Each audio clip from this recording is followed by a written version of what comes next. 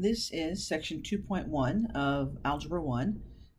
First, we're going to start with some vocabulary. Hopefully this is familiar, as this is something that you should probably have seen a little bit of before Algebra 1. So let's start with terms.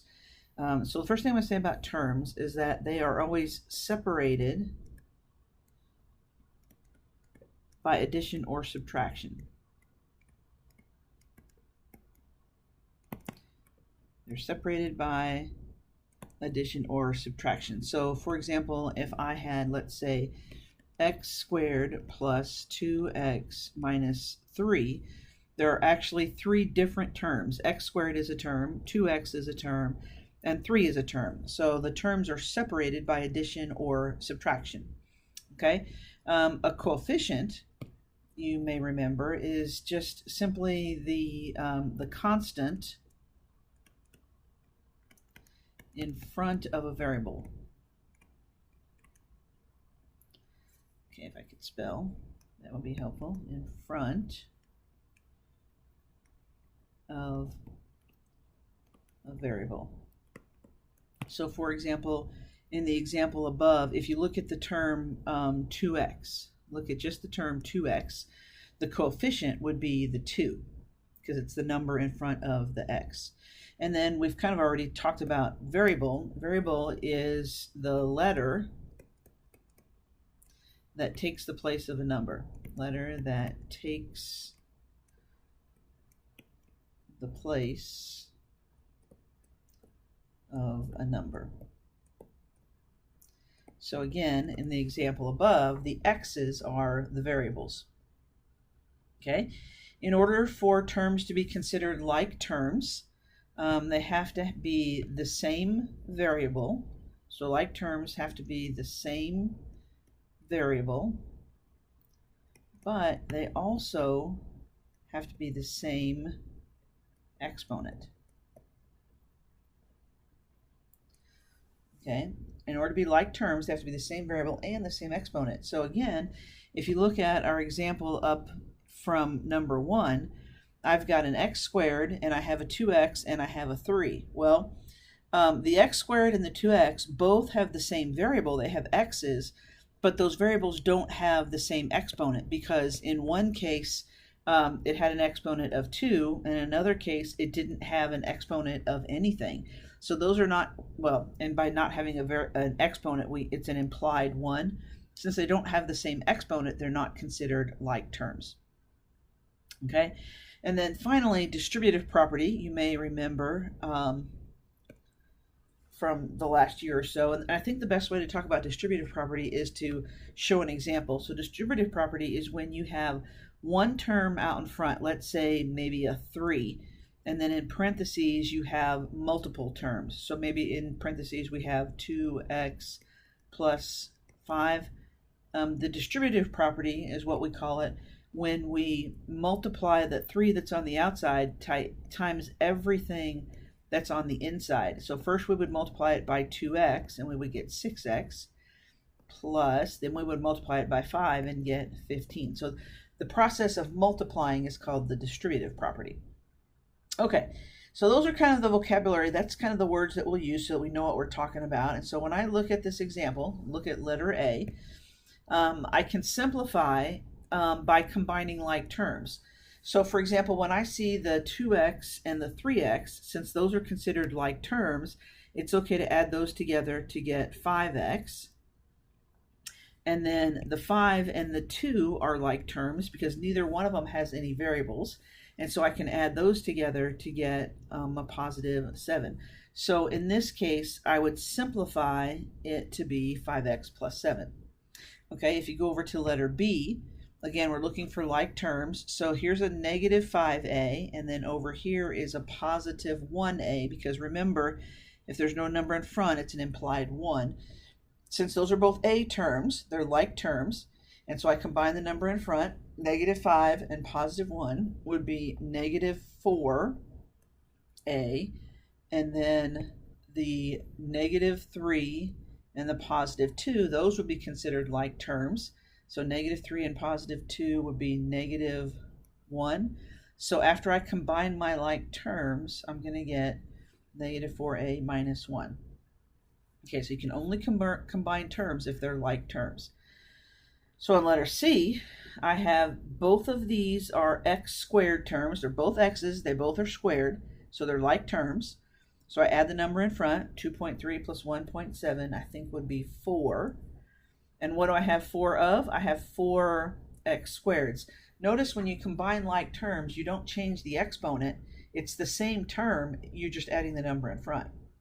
And then notice I have a negative 3x, but there aren't any other x terms, so there's no like terms with that, so I just bring that down, negative 3x. And then the only thing left is the minus 5. Again, that 5 is not considered like terms with either of the other two, so I just bring that down. So after combining like terms in this case, I'm going to end up with 3 terms in my answer. Okay, letter D. I see 2 terms. They are like terms because they're both b's, and so it's just a matter of adding the numbers in front. Well, this is kind of like an implied 1. So what is negative 1/2 and positive 1? Wouldn't that leave you with a positive 1/2? 1/2 of what? 1/2 of b. So after combining those like terms, I just get 1/2 b. Okay, so let's practice some distributive property. Remember, that means you multiply the number out in front times everything in the parenthesis. So 3 times 2x, bring down the plus, and then 3 times y. And that's it. That's all you can do. You can't combine those because they're not like terms. On letter B, if I distribute, it's going to be negative 4 times x, right? Just negative 4x. Negative 4 times negative 2y is going to be positive 8y. Watch out for those positives and negatives. And then negative 4 times positive 6 would be negative 24.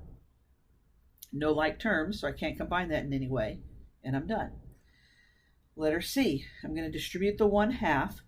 Now, when I distribute, I'm multiplying, but when you have fractions, sometimes it's easier to think of it this way. Yes, it means 1/2 times 6, but think of that as half of 6, because that's what it means to multiply by 1/2. So half of 6 is 3a minus half of 2 is just 1b minus half of 20 is 10. Okay, on the next one, so I'm distributing the 1/3. So if you want, you can say, what is 1/3 of 6? It'd be great if everybody knew that that was 2, that 1/3 of 6 was 2. But if you're not sure, think about this 6 as being over 1. So when you multiply, don't you multiply the top 1 times 6, and then the bottom 3 times 1? You see how that gives us the 2a? Okay, minus, think of this as 12 over 1. So when you multiply, wouldn't that be 12 over 3, which we know is 4, minus, again, think of this as being over 1. So when you multiply by 1/3, on top you're going to have 20 times 1. On the bottom, you have your 3 times 1, which can't be simplified. We'll just leave it like that. None of those are like terms, so we would just leave it. Okay, so let's do a few more practice. So we're just going to simplify by combining like terms. So in this case, I see the x squareds are like terms, so 5 minus 2 is 3 of those. And then I can see that the x's are like terms, so positive 3 and negative 8, that would be negative 5. And then I can see that the positive 2 and the negative 10 are like terms, which gives me negative 8. Okay, none of those are like terms, so that's all I can do. So just to give myself kind of a plan, I like to start with a particular variable, with the highest exponent, and work my way down. And then on letter B, since I have 2 different variables, just do the x's and then do the y's and see what you have left.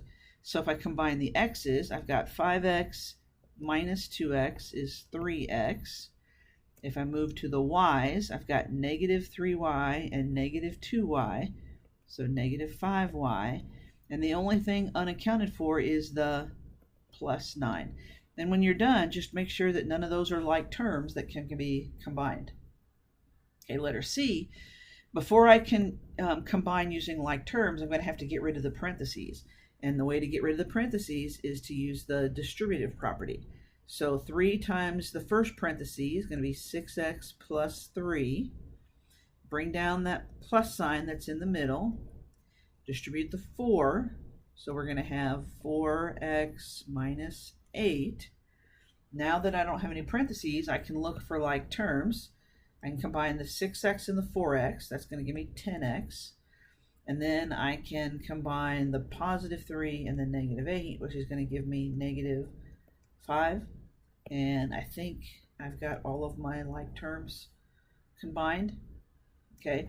On letter D, it's very similar to letter C. I just wanted to point out, be careful when you distribute the 4 because it has that negative in front. So at the beginning, when I distribute 3 to both, yes, I'm going to get 6x plus 3. But in this case, we're thinking of this like a negative 4.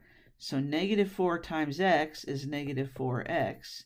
Negative 4 times negative 2 would be positive 8. And so now when I combine like terms, 6x minus 4x is 2x. 3 plus 8 is 11. Okay. On letter E, similar, but it doesn't matter how many terms are in the parentheses. You just distribute the number in front to everything. So I'm going to distribute 5 to all 3 of these. So I'm going to have 5y plus 10x minus 15. And now that minus gets distributed to the whole parenthesis. And depending on how you want to look at it, you might just say, hey, I'm just going to distribute minus to everything, which is just basically going to change the sign of everything. Or you might think of it as like a negative 1. But again, if you just multiply by negative 1, doesn't that change the sign of everything? So negative 1 times 2y would be negative 2y. Negative 1 times x would be negative x. And then negative 1 times negative 10 would be positive 10. And then notice that plus 4 was not in the parentheses, so the negative 1 does not distribute. And I just bring down my plus 4. All right, so let's go in and look for like terms. So I got a y to start with, so I'll start there. It doesn't matter if I start with x or y. So 5y minus 2y gives me 3y.